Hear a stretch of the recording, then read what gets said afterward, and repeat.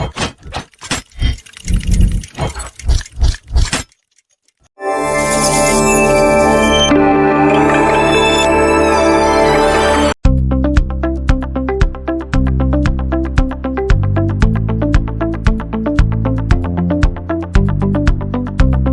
vous allez bien, je vais faire une petite vidéo sur l'introduction de Photoshop, sur la création d'un nouveau projet.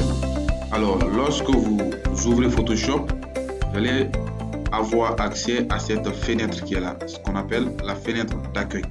Alors, une fois sur la fenêtre d'accueil, vous allez essayer de créer un nouveau fichier. Donc, vous créez un nouveau fichier à partir de créer nouveau, ou vous ouvrez un fichier déjà existant. Donc, si c'est pour créer un fichier, un nouveau fichier, vous allez cliquer ici sur créer un nouveau fichier. Là, vous cliquez sur créer un nouveau fichier. Alors, quand vous cliquez sur créer un nouveau fichier, ils vont vous envoyer une boîte de dialogue. Sur cette boîte de dialogue, vous avez plusieurs informations.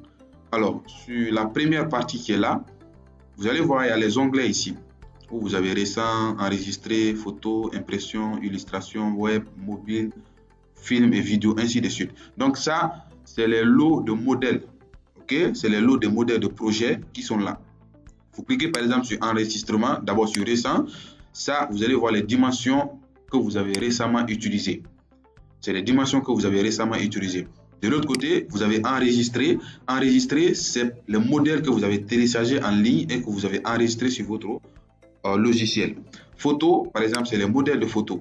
Impression, c'est les modèles, c'est les dimensions d'impression de projets à imprimer.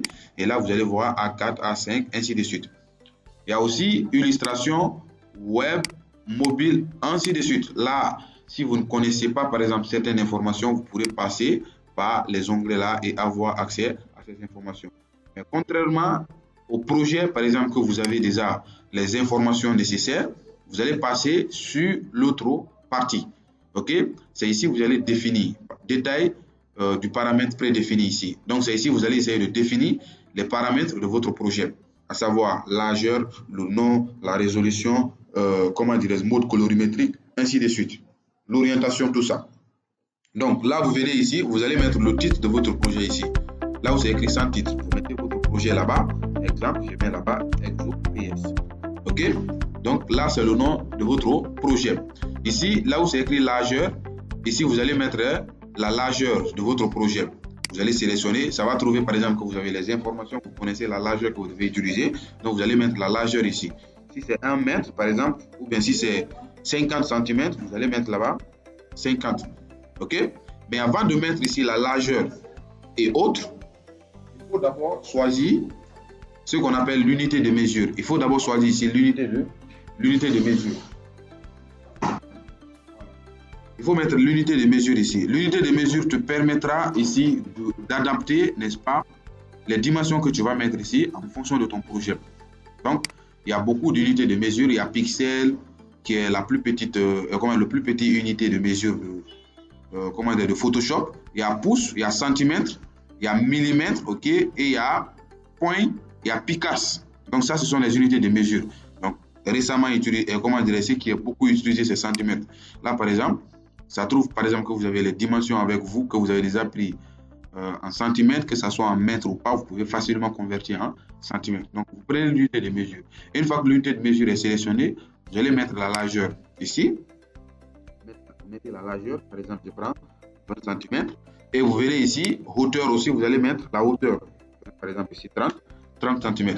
Et je descends ici en bas, je prends la résolution. Donc la résolution varie entre 72 et 300.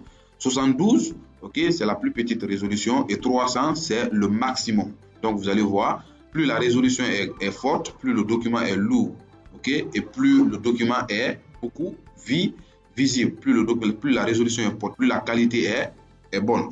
Donc vous allez faire le choix entre 72 et 300.